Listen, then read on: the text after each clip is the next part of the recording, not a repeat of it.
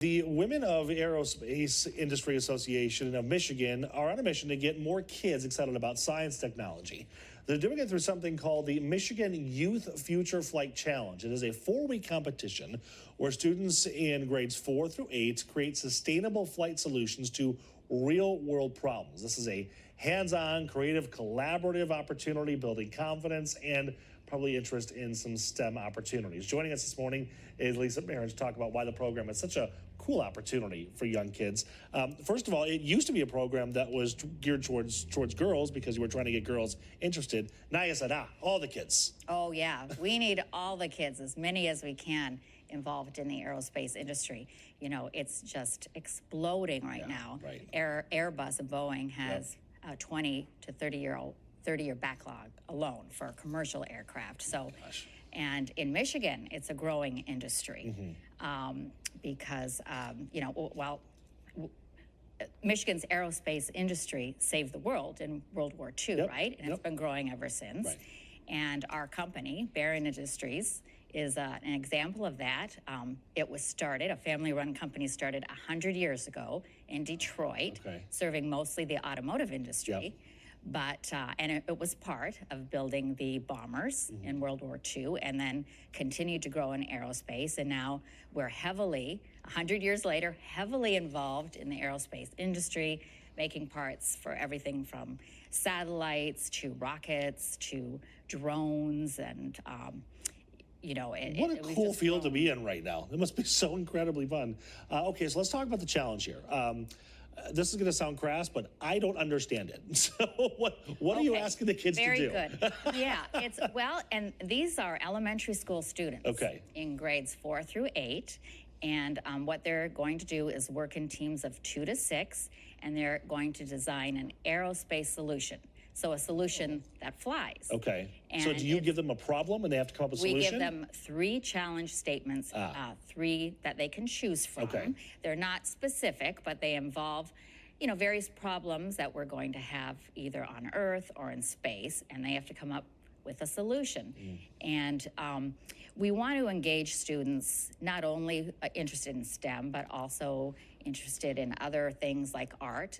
We give them a rubric, which gives them the steps of what they have to do and how they get points in the competition. Now, the competition starts next week, right? The competition starts tomorrow. Oh, it's tomorrow. Kickoff is tomorrow.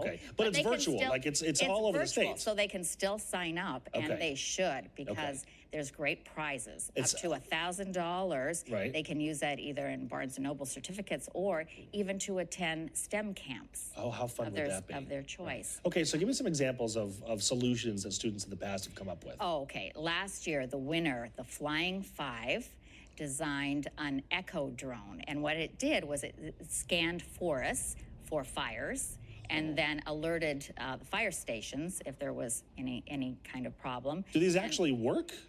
Well, they're prototypes. They're prototypes. They're prototypes. Yeah. But they're on a path to being something, not just an idea. Well, they have to, you know, part of this is, yes, they're engaged in STEM activities by designing it and coming up with the science of solving the problem, but they also have to develop a business plan. They have to come up with financing. And have to market it. Market it. Some of the students make commercials. So it involves all subjects. So, okay, so if there's a student or even a teacher that says, this is a great idea, or I want to get involved, what's the best way? How do they do it?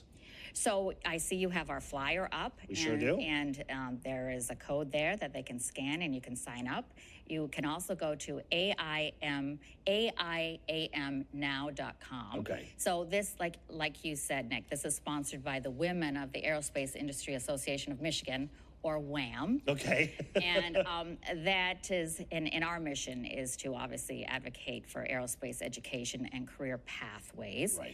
But the Aerospace Industry Association of Michigan, we're part of Aerospace Industry Association of Michigan, and that is a member-supported group to support the aerospace industry, and it does that by basically developing the talent pipeline in Michigan, which we need, and also by supporting aerospace companies or companies that want to get into aerospace. Right. So it's kind of a selfish need here because you're also kind of grooming some young talent for yourselves eventually. Well, yeah, the students in middle school, when you think of it, they're our workforce in 10 years. Right. Oh my gosh. There's 900 companies in Michigan alone connected to the global aerospace industry, employing 40,000 people. We are almost out of time, but I wanted to ask you one more thing, because one of the key parts of this is that they get mentors. They get to work with some actual people in the industry, which is huge. That is key. Yes, they'll be assigned mentors who they have to contact. They'll get points for contacting them, and it's very professional. And